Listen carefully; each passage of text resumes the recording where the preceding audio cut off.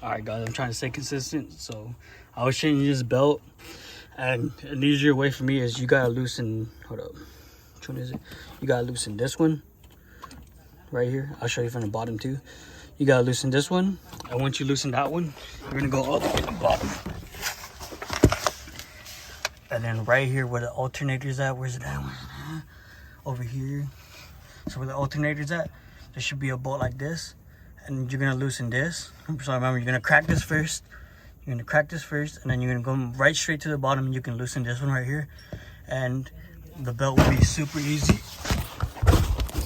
Super easy to let go. You see it's really loose, so all you gotta do is tighten it, and that's pretty much how you replace a serpentine belt on the Infinity G35. I guess Nissan 350 Z2. So yeah, I didn't want to make a full video, but that's a quick video right there. Thanks for watching.